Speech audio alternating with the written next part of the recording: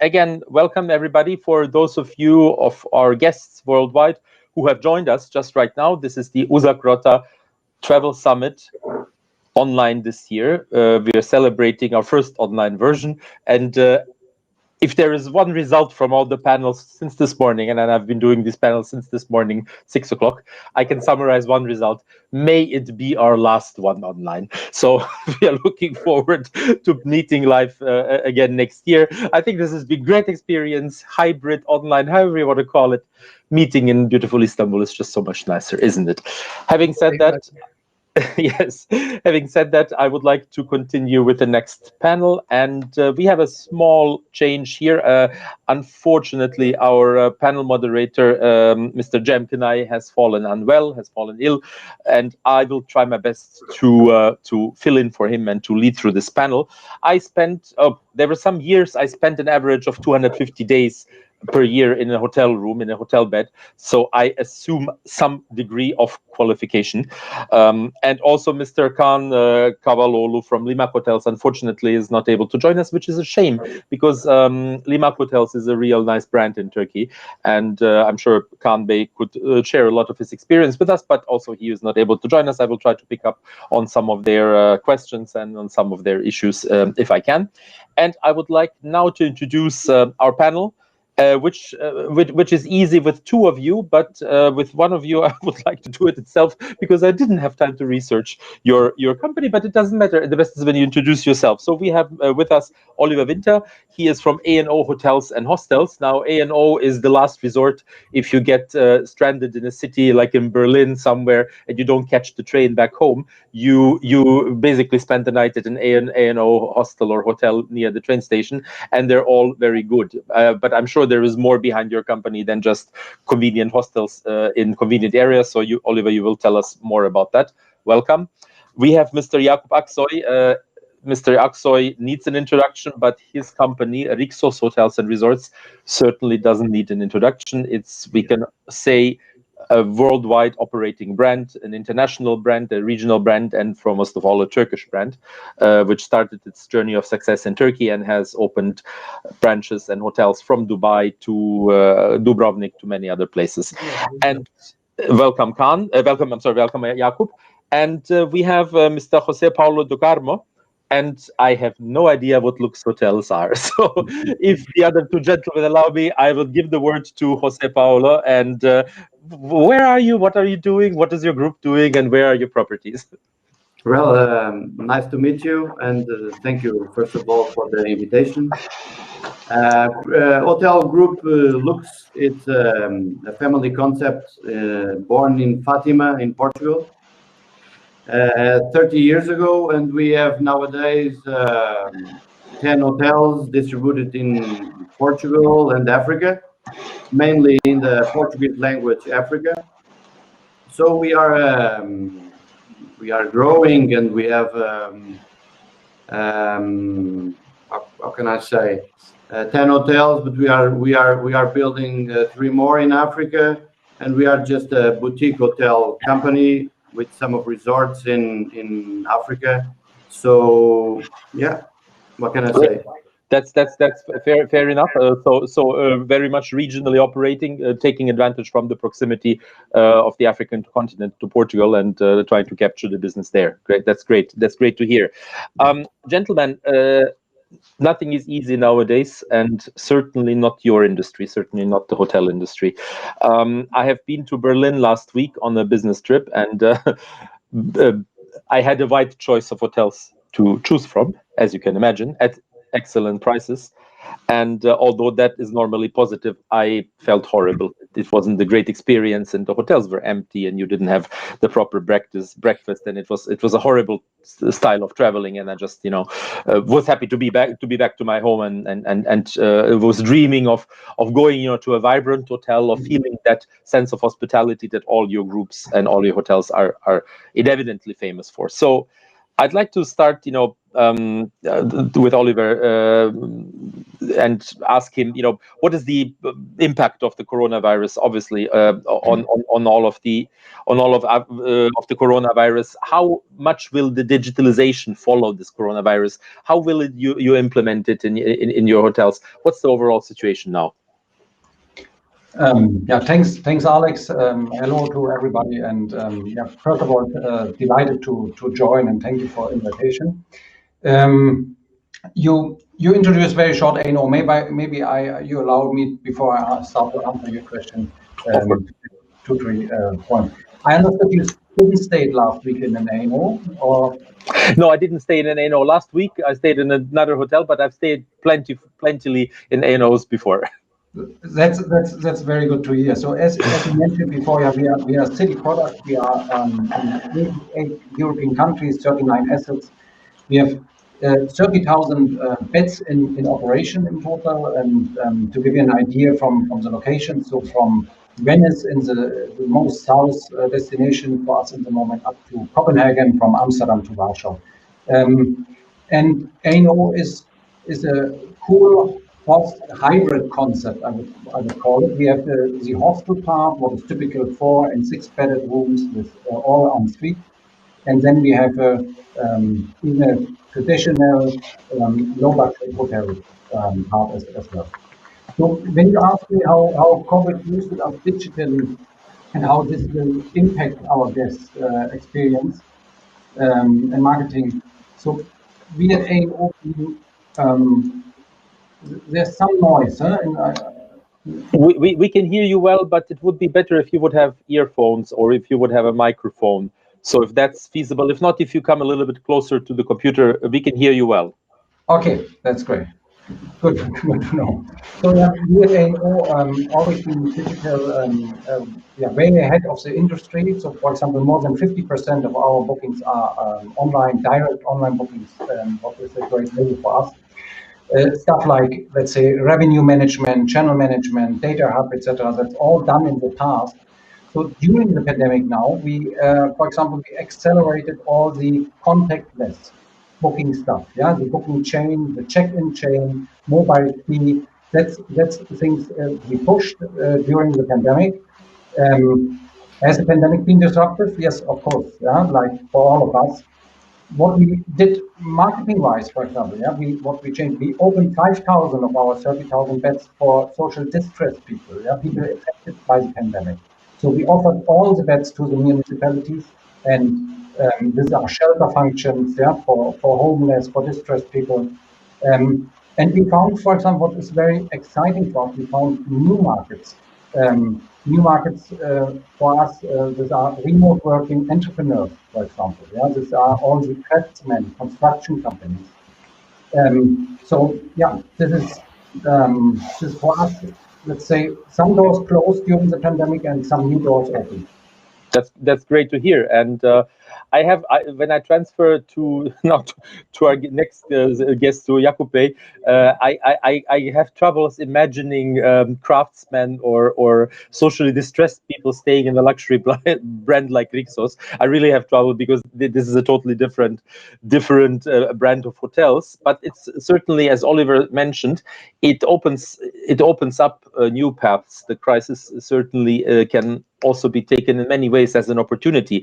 Yakup, how has it affected your business? How has Rixos Group embraced this pandemic crisis, this situation with new products, or how are you facing it? Okay, thank you, Alex, for introduction. And as all industries affected, we also affected from it very much. And when it came to the tables, we thought that it will take a long time, but we were celebrating 20 years of us this year, so it was for us also a good year. But with the beginning of the years, it's turned to another meaning. Then, as our missions, we said that as a country, as a resort and luxury brand, we need to take responsibilities from these such a terrible times. And after May or second part of May, we decided to open our hotels in Turkey, and we started to operate beginning of June, almost all hotels. After that, in a few months, we opened in Dubai, in Dubrovnik, everywhere. And we believe that we are strong and our guests believe us because during the pandemic times, we didn't close one of our hotels, Rixos Premium Belek, since our many guests didn't want to go back to their home. They said that our home, we will stay here. And then we said, okay, we will not close and you will stay here. And with the first 2 months, we saw and we understand the pandemic situation, and we said that we are a leader in the resort and luxury, and we should be too. And after all these 2 months, we learned in Rixos Premium Belek. We moved this experience to other hotels of us, and now, especially last 5 months or 4 months, we operate well, and we have huge amount of occupancies from worldwide, and it was really good for us even under this such a bad times. That's great to hear. And if you allow me a remark, Yes. being stuck anywhere is no fun, of course, because at one point you want to go home. But if you are stuck somewhere, I'm sure a lot of people wouldn't mind the Rixos property in Belek. I wouldn't mind. It's a beautiful property, and it's Thank great you. to hear that you found ways of operating it. Now, José Paulo, what do guests expect from hotels today? What are they expecting from you now? How to go on? How will this evolve as the crisis unfolds and eventually comes to an end? Well, I want to start to salute you, Alex, and my esteemed colleagues who composed this panel. We need to start by taking a brief trip to the past. We all know that the history of aviation born in the 20th century is directly linked to the growth of tourism and as a boom in the hotel offer. What was until recently luxury online only within the range of the richest or professions that impose international travel was banalized, especially, how can I say, by the appearance of the low-cost companies. With technological resources, the advent of miles and travel applications and other tools of industry, travel around the world has become accessible for portfolios of different sizes. The democratization of these has made many travels priorities the price, I think. With the emergency of social media, we have added the need to show that we have been in fashion places. I think often without really knowing them. But as history has taught us several times, everything can change from one moment to another, according to each other's needs and the circumstances of life itself. So I'm telling you, by going straight to your question, with the appearance of COVID-19, people were afraid to travel. The world partially closed in the house. So especially those with health problems and those adventurers who wanted to risk themselves or because they had travelers already, travel appointments already programmed, or because they had professional imperatives, changed their priorities completely. The guests then became safety and healthy conditions at the top of their interests. In our hotel group in Lux experience, we realize that people are interested in knowing what they are and whether those rules imposed by COVID. So I think the people are mostly imposed by the COVID rules and are complied with. Our guest expectations, I think, are to know what rules they're going to find in the hotel, and if we can make them feel safe and comfortable here at home, that they may feel in the different spaces that standards are being met by them, but also by the other hosts, I think. They also seek hotels that they have activities that can keep them occupied, whether internal or external, and preferably with wide gardens, swimming pools in the open air or fitted water, and room where they can enjoy peaceful comfort, I think. Yeah, but they also seek to provide the exclusive programs especially to meet the city where they are, giving priority to private transport and places where they do not have to cohabit with many people around them. It was thinking about them that we drew a program we called here in Lux. It doesn't need to be boring to be safe, precisely to show people that there's a lot to do and that we can have fun and interesting activities without leaving their comfort zone. From live music to free electric bikes, passing through exclusive tuk-tuk visits to yoga and meditation in our inner garden, and feedback under the circumstances has been very positive. I think for the future, let me just a quick finish. For the future, people will not take this safety demand for their heads so soon. So it's natural that they choose in the short term for travel to places where they can find the greatest distance possible.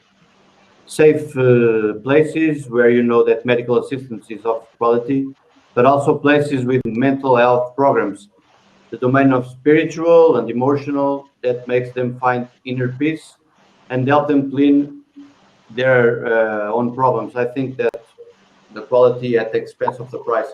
People will be increasingly awakening for them that this kind of themes, such as sustainability, ecological footprint, and reuniting the around the nature. We are long closed, so conditions so will seek pure air and exploited areas, I think. Now, you mentioned the whole range of touristical offers. You mentioned the health tourism, the health conscious tourism. You mentioned, the spa related people wanting to relax, asking for different activities. Now, that's all very easy, or not easy, but that's feasible if you have a nice property somewhere in Portugal. By the seaside, you have plenty of space, or by the Turkish seaside, where space is getting now a little bit scarce near Bodrum and Belek. But if you have an urban concept like A&O, and I understand most of your hotels are really in the center of the city and in big cities offering this urban concept accommodation, it's a little bit difficult to realize.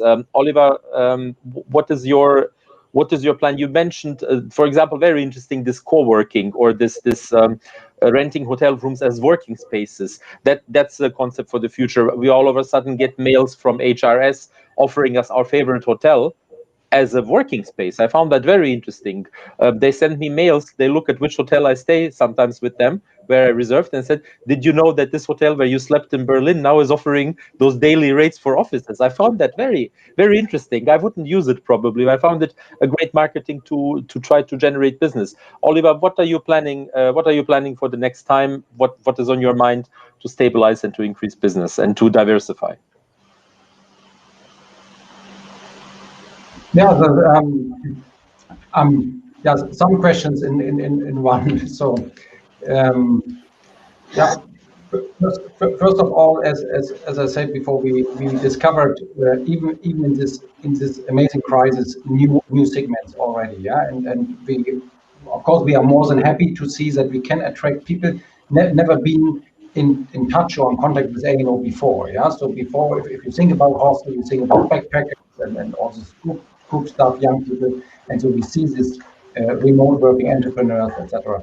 A&O is probably not the place to rent in or to use it as a hostel room for working facility. Yeah, we have this common facility. So the hostel or the you use a hostel room to have a safe, proper, and cheap sleep, and the our focus, even if we invest in the human design, our hostels are big common areas where people can share, where people can meet, where people socially can interact, and that's something what in the moment is exactly what is not wished. Yeah, that people socially interact in person. But we see. Still, we see people hanging around using our working tables, etc., in the lobbies.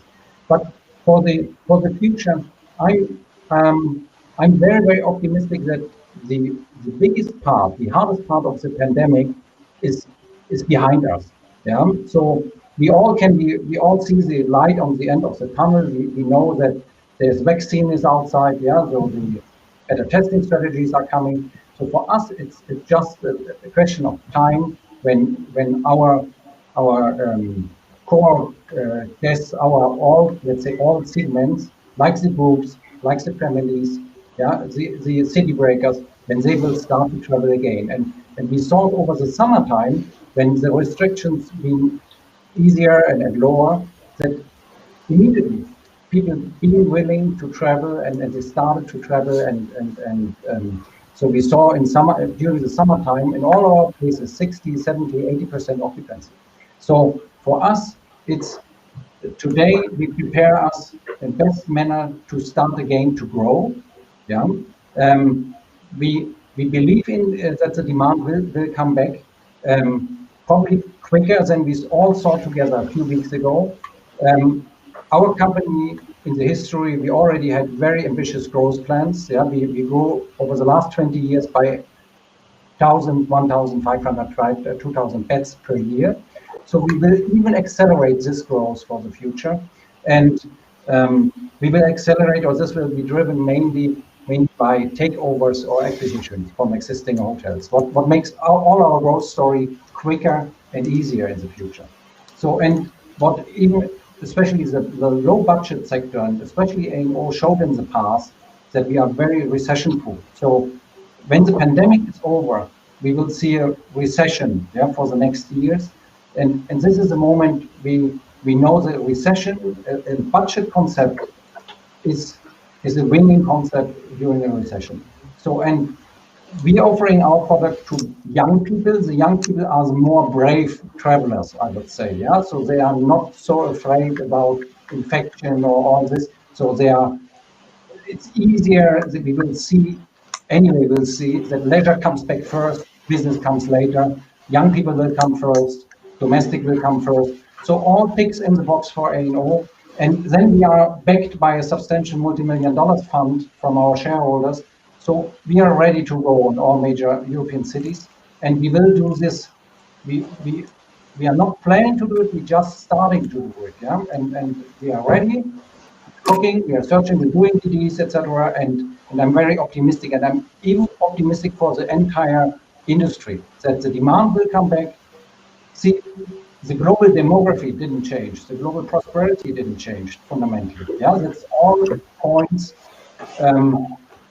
that makes me quite confident that the demand comes back. What we are thinking about after pandemic is the Europeans, especially the Europeans, will start questioning their global footprint.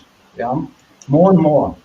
And those A&O already adapted to this demand. Yeah, and we launched a new project here at A&O that's being a zero emission hostel chain by 2025. Yeah, and still leading in price. And I think the pandemic is like a stress test for all of us now. But in the future, what we need is a transparent, it's a clear message, an established mission or values we have to communicate to the outside. Yeah?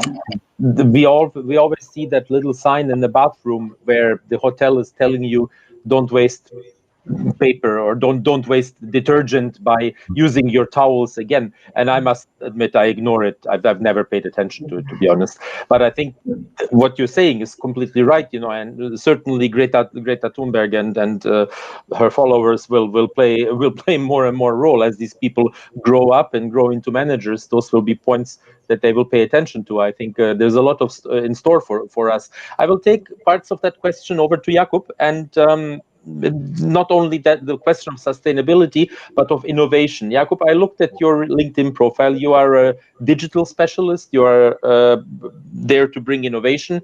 You are dealing with innovative subjects. I believe that you are trying to introduce elements of artificial intelligence or augmented reality to enhance the hotel experience, to enhance the booking experience. What is your group with you planning in that field? Digitalization, innovation, and moving ahead to new things. Yes, thank you. From our side, we categorize the hotel business in 3 subjects. One is pre-arrival, means, as you know, and means during the stay we are calling it in hotel experience, and then post experience. Now, almost during these days of our event and also in many subjects, I saw a lot of technologies and a lot of things that's focusing on how we can reflect the product and how we can explain and make easy the things to guests or customers. But from our side, we also not just working on this side, we are also working in hotel side. We are believing that this is all the means and channels, and when people came to the hotel, what they will feel. Since our average length of stay worldwide around 10 days, minimum 10 days. So it's a huge number. Oh. So we are like a destination. So they need to have a huge amount of content, stories to feel, to live. And because of that, we are now working more on how we will develop on it. So when the topic comes to that size, all our things is with the data that they are giving to us, they are touching to our technologies or the places and their preferences we are creating. Let me give you one example. Now we are using mobile application, develop new one. You can make a reservation, upselling, everything. You have each VR or augmented reality we are developing.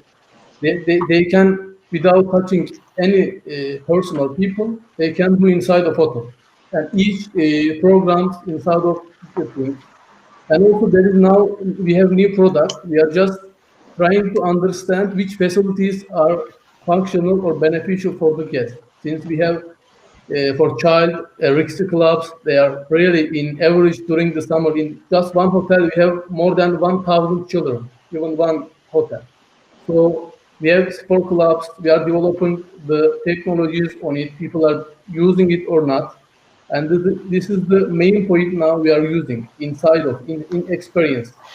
So when they are leaving the hotel, now it's coming to understand their preferences and their rating in the hotel, and then we started to recommend which next Rixos properties they most probably will select. Now our repeat customer is more than 30%. Even if we open new a lot of properties last few years, it's a huge number. When it came to the private and villa section, it's over 60%. So it's such a great repeat guest number. This is why not just the technological side, but also more cultural and human side. We are forgetting about this is the main topic I saw generally. We need to more understand about the guests. That's the portfolio.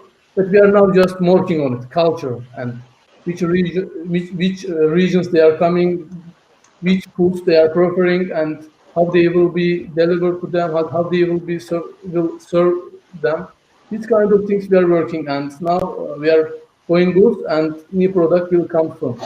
Great, and I'm sure the situation of after post-COVID will bring lots of new adventures, lots of new experiences. Talking about new things, José, I will take the opportunity, a little bit selfish, I have to say, but I will take the opportunity to learn from you about two markets that me and also other people maybe don't know so much about. One is the Portuguese hotel market, which is very specific and very huge also, but also you mentioned the African markets. How do you go about new locations? What is your scale of comparing, of the decision where to open new properties? Africa is not an easy continent. It's divided in so many regions: east and west, and north and south Africa. How do you go about opening new properties or upscaling existing ones, increasing room capacities, pricing? How do you go about pricing the different hotels on different continents? Yeah. Well, first for the continent price, sorry, it was a question for José. Okay. you can answer. No, then we will turn it to you. Of course, yeah. Well, I believe that as I said, people will look forward to have inner gardens, to have a lot of space to do what they want to do, and Africa has all of that. Just doesn't have the health security programs and doesn't have quality hospitals, and they need that to go further.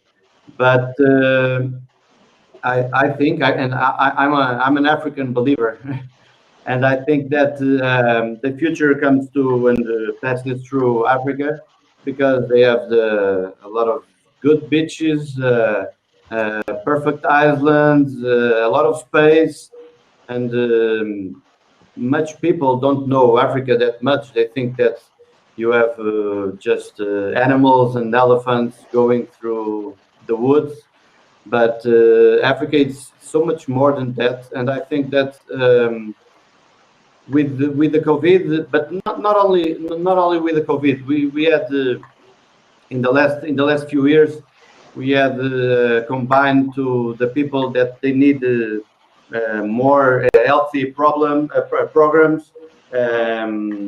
sustainable programs. They look to organic food. They look to do like the ancients used to do, the crafts, the fishing, and yeah, we are looking for give them that kind of programs, and so we are changing our perspective of investment to Africa as well, because we think that people don't need just don't need just price, but they need the experience, and they need the space to do different things. And with the problem of COVID, there will be a lot of psychological problems and healthy problems, and I think the treatment and healthy security programs and experience will go further, I think. Yakup, you wanted to jump in? You were eager to answer that question for Jose. Yeah, in here, honestly, the main issue, we have different brands in here joining. The main target is who is our current portfolio, means guest, and who will be in the future, and combining them and just trying to understand their behavior and the trends of world and moving the brand where it should be. It is without this kind of vision, it's really challenging one. The issue is the guest means people is just moving, and we should be there. We are like a really great friend or family member of them, and where they are, we should stand there. So if with the help of technology, if we understand their needs before they tell us, it's more than welcome for them. And this is our main now vision for the future, to understand their intent, their desire before they express. Mm-hmm. I'd like to take a question over to Oliver, and maybe to ask specifically about new properties. I'm sure you know it's your colleagues, and I value them very much. It's a group called Motel One. They are popping up everywhere in Germany and in Europe, as a matter of fact, opening properties all the time. And there are a few others, B&B and a few other chains doing the same. And I find that very welcoming for the budget-concerned business traveler, as you correctly mentioned before. One of the major concerns post-COVID in a recession, in a potential recession, will be budget. How do you approach this subject? What do you target? Are you targeting the big cities, or are you also venturing out into, let's say, second row or third row cities in Germany, potentially other cities in Europe? How do you determine your new properties?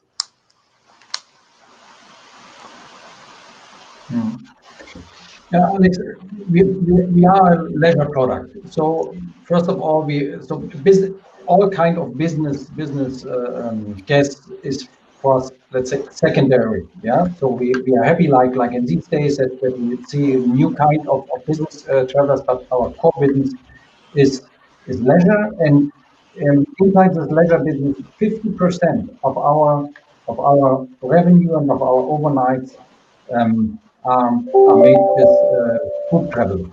That's a very, very story in relation to B&B or Motorbahn, and you named all the colleagues.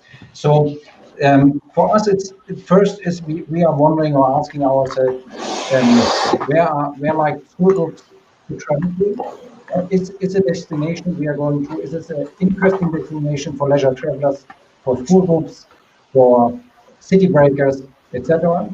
And that's a different to the colleagues I hear here on the panel. We are not the argument to go to a city.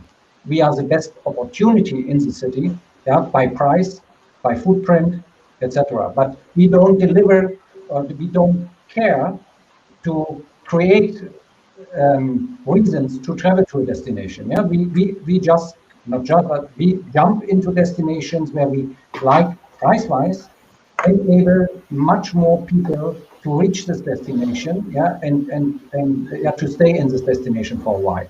And so, if we look at this, then the second question for us is that's why we are more focused to cities. That we anyway, even in each city we have this seasonality, but we like to have at less seasons as possible. That's why we are never at the seaside or not on the mountains. So we like to operate 365 days, 24 hours, and that's why then we say, okay, the city must have a big size and or must be big enough that they are all over the year tourists. And so this hasn't to be the capitals of Europe. For sure, all the capitals we are not in, we would like to go in the future. That can be also B or C destinations, but they must have, so to say, a ground travel stream on leisure travel already. Mm-hmm. So we might expect you in Istanbul or Ankara. For sure. I visited Istanbul for this reasons 2 times last year, so we already focusing to. So my aim is really to grow with this group in the next 5 years to every important leisure destination in Europe. So and that's from Lisbon to Istanbul, from Rome to Reykjavik. Yeah, so that's the landscape we have in our mind. Wow. That's great to hear. Returning, well, you just mentioned Lisbon. Returning to José Paulo, the market in, well, let's say in the Iberian Peninsula again was heavily affected now by COVID and by the shutdown. Portugal has been a little bit less eminent, but Spain was in a real bad position. I'm sorry, there is an ambulance just right in front of my door here. I hope it will pass.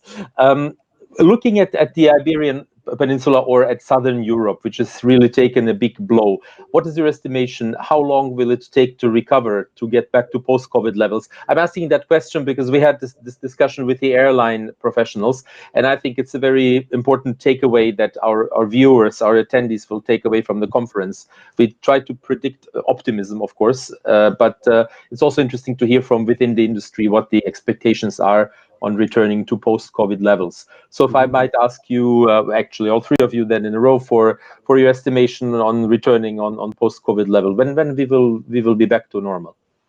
Okay. Well, I think, I don't have a crystal ball, but I think that our collective dynamic as a society has changed. But also as an individuals, our needs will be different. So in the market, whoever wants to move on will have to be adapted as always by the circumstances and the new specificities of demand. If we notice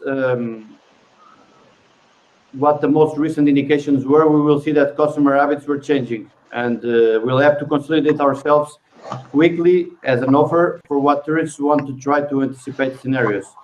And in the Iberian case, it's just the same. We have already been working on this path here in Lux Group, in a format of service personalization, and in creating new concepts and experience that would meet the new expectations of those who are looking for us. So we will have a very neat industry to return to economic values in the past, like you said, and which will urgently need liquidity and increasingly diversified demand. So which will I seek, as I have just mentioned, more isolated space, free air, and security, and that is what we are looking for. So we believe in different solutions for different types of customers, but under the same principle: sustainability, like I said before, and mostly spiritual, and health needs are and will be, for me, the keywords for understanding tomorrow's tourism. And in Iberian case, it's just like the same. The conservation of biodiversity, respects of social cultural authenticity of the communities, guaranteeing social welfare and economic security of the welfare countries, with the sustainable use of environmental resources need to be part of the pillars of the new tourism model, I think. In my opinion, well, the way will be to create and adapt hotels to a more ecological model. That's what I think. Leaving people crates and including more space for units which have both environmental concern but also models and dynamic resources that take account of increasing telework. So that's nowadays. Allowing your clients to travel and work to the same time. In the urban hotel concept that we have urban hotels in Lisbon too, it will be crucial to reconcile work with leisure by stacking on the personalization of service that make people feel at home to the point of reaching a recurring hotel. And when they, I think they, in the future, when you enter the room, it is customary to feel at home, for the customer to feel at home, and with the objects you need, and even with clothing that they can use, reusable for the needs and purpose of the journey. So yeah, what can I say? But I think the great change will be dictated by the habits. And as I said, I don't have a crystal ball, but I do see coming to the development of destinations that are still unwanted, like that kind of cities in Portugal and Africa as well. So I think in our case, because we have specific programs like tuk-tuk travels, like free electric bikes, like we have in the rooftop of two of our hotels an heated pool.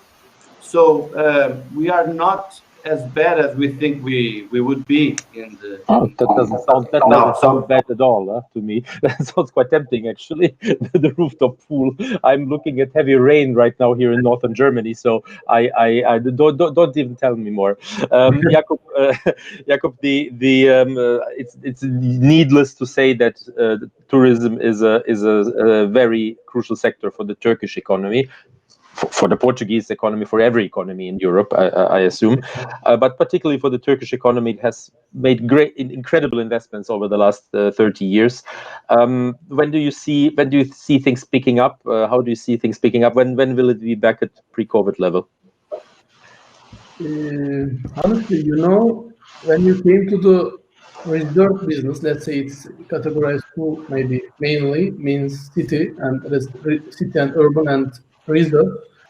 In seasides, in July it started to turn back. This July, I mean, it started to turn back, and up to October, it was good, honestly.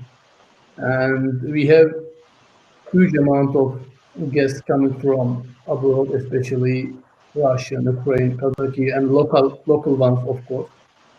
It was quite well. But now again, as you know, it started for all around second wave or third wave, how we call it, no matter. But from our side and from my opinion, in spring will be just really spring for the case. And again, we will open our gates to the visitors, and it will really, the time that 20 people lost time and they feel bored and they feel stressful, all the negative feelings, and now 2021 is feeling welcome and feeling freedom for them. So we are waiting for them actually April, next year April. Wow. that's very optimistic. Now, Yeah. and it's good. It's good to be optimistic. No, Alex, maybe it's because of, I don't know. From our brand perspective, I'm talking. It's somehow we differentiated, and even now we have a lot of demand from our guests. And from our analysis from the data and all the things, it will be most probably in the beginning of April. It will be. I would like to support that because I mentioned it at another panel today. I am in northern Germany here in Hanover, and I have seen the preparations for a vaccination center yesterday. Here, not too far away from my house, I've seen how they are, writing a vaccination center, and then in the local newspaper we would see that they're looking for people to educate them. And I was saying, wow, we are talking about it all year since March, and here it is. It's being built, And for having said that, the Germans are not known for doing something without without a real good reason, and probably they wouldn't do it if it wouldn't be a need for it. So here they're starting to plan to vaccinate people as of mid-December. Now, regardless whether it's going to be mid-December or even mid-January or February, but it's in front of our door, and I find that very encouraging. I'd like to ask Oliver if you share my enthusiasm, not about the vaccination, that's another controversy, but about this outlook in general. That can it be over in 3 months? Can it be that we're out of it in a couple of months? And in general, I share the optimism. The pandemic will not be over in 3 months, but now we see a way out of it. Yeah, and I'm quite confident, and our plannings are quite similar. That we for example plan for 2021 with for the first half year with 50% of 2019 revenues and overnights, and for the second half year then already with 70% of 2019 numbers. And so we're waiting that we still will have a real stress test in January, February, maybe March. Spring will easier the restrictions anyway, and then more and more people have access to the vaccine. And parallel, I think even for next year, it's still very important to have all the hygiene concepts in place. We all showed, all colleagues showed how proper, how good all the concepts worked, and parallel this testing strategy. Yeah, we will see very quick as well these rapid tests. Yeah, the testing that you have your test result in 5 minutes or 10 minutes.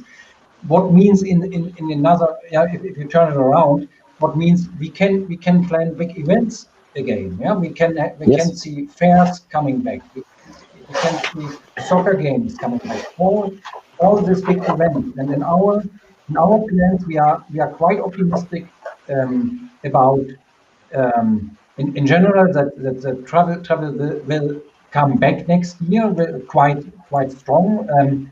We're still not so optimistic when we will really see, let's say, what we call compression nights, so that we really have nights again where we all can get the highest prices, the highest rates, because the city is full.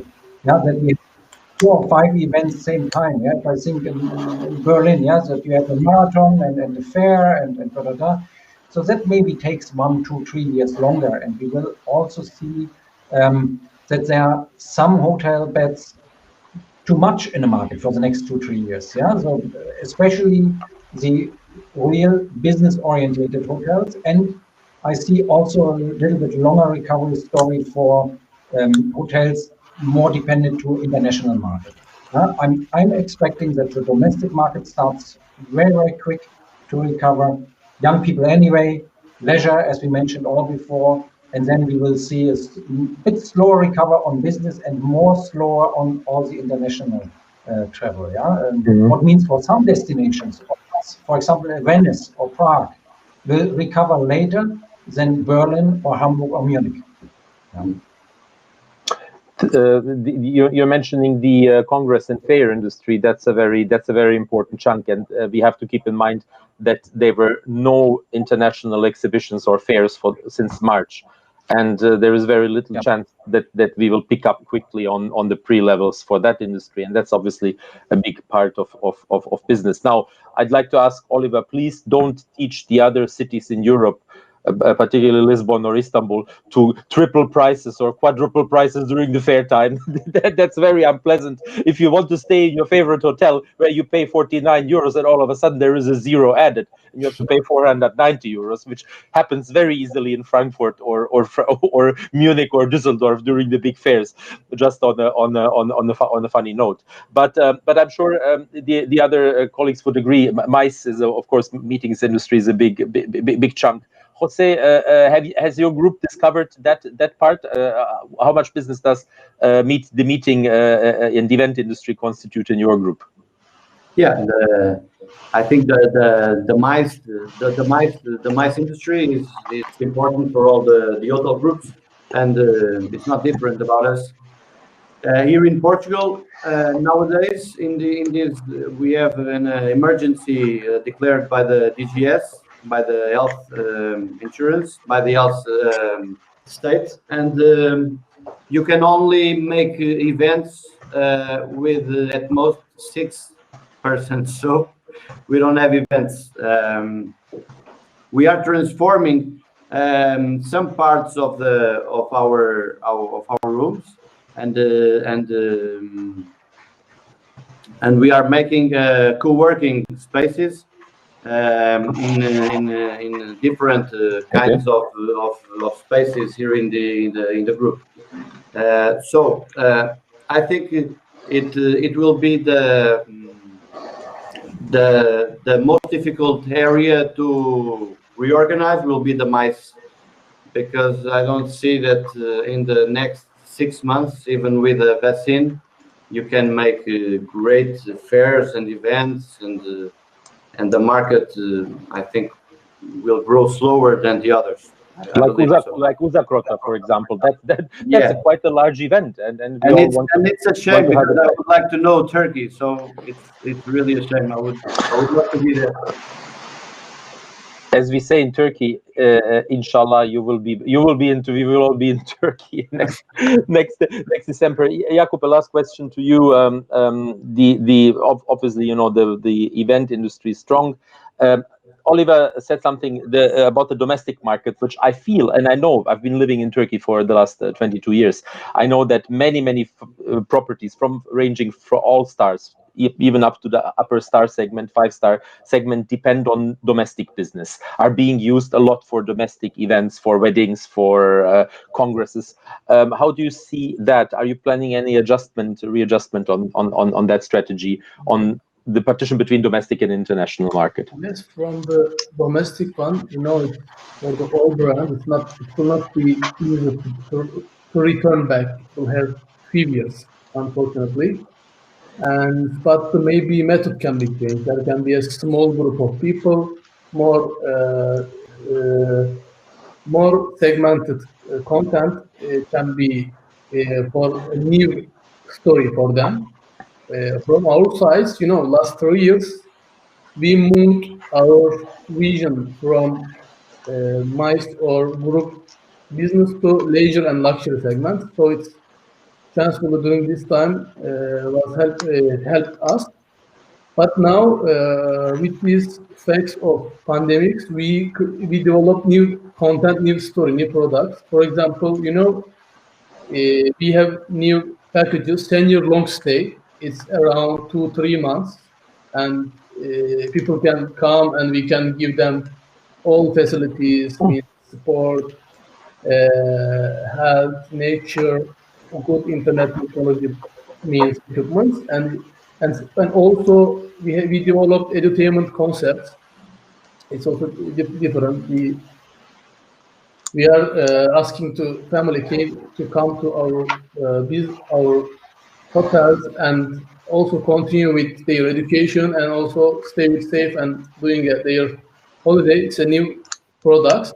And here I would like to emphasize that it will never be the same. We heard this a lot from other conference or newspaper or whatever we hear, but the main topic is we changed, and in here, especially changing is our attitudes and our characters. Now we are more independent of time and the places. This is the critical questions. Now we have huge. We understand that before, the main issue is that we need to have money. But when the time came to the pandemic, we understand when we have a lot of time, we don't have enough things to do. So, It's always the issue we need to understand that people will be more independent of place and time. And with these facts of changes, we need to create new form of life for them. my mind. This is the critical point. Yes. My mind started wandering a little bit while I'm talking to you. It's such a pleasure to hear it, to speak to you, and my mind started going a little bit. And I was thinking, how much things will change and have changed. I don't know if Jose or Oliver, if you ever attended. If you ever attended a southern wedding, or I don't want to say a Turkish wedding, but actually Turkish weddings are really, really special. First of all, because they're always large, they're huge. There's a huge amount of people, and then there's this famous, very famous ritual after the ceremony of marriage, after the ceremony of getting married. The couple, the newlyweds, are there in front of the room, and all the guests are passing by, and everybody is kissing them. Do you imagine that? We cannot even imagine that we've done that now. And so many emotional aspects of hospitality will be gone for a while, and it's sad. But I have one takeaway from our session is that yes, some aspects of hospitality, emotional ones, will be gone. Maybe forever, maybe temporarily, but all three of you mentioned new ones, and I particularly like Jose's ideas, of enhancing the experience in the hotels. Yakup told us a lot of great things. They're trying to develop new ideas and also new guest groups, and the ideas of Oliver of enhancing the urban experience and going to new places, and particularly your prognosis on how we will get back gives me reason for optimism, and hopefully, we will all be back in a big ballroom with 2,000 people, everybody kissing the bride. So, Yes. It's the goal for the future. Gentlemen, I would like to thank you very much for your participation, for your time. I hope I could fill in for Djembe, who unfortunately couldn't do the moderation, but I learned a lot of things from you. I hope it was also fun and informative for you and for our audience as well. I hope you could get some ideas out of our guests from Portugal, from Germany, and from Turkey. Gentlemen, thank you very much. Stay safe, be safe in your locations wherever you are, and I definitely have a few hotels now on my list to visit during and post COVID. So I hope to see all of you again in the future. Stay healthy, stay well, and thank you for the panel. Sorry, just say you were all invited to come to Portugal and to have a stay in our hotels. Okay? We will. We definitely will. Thank you very much.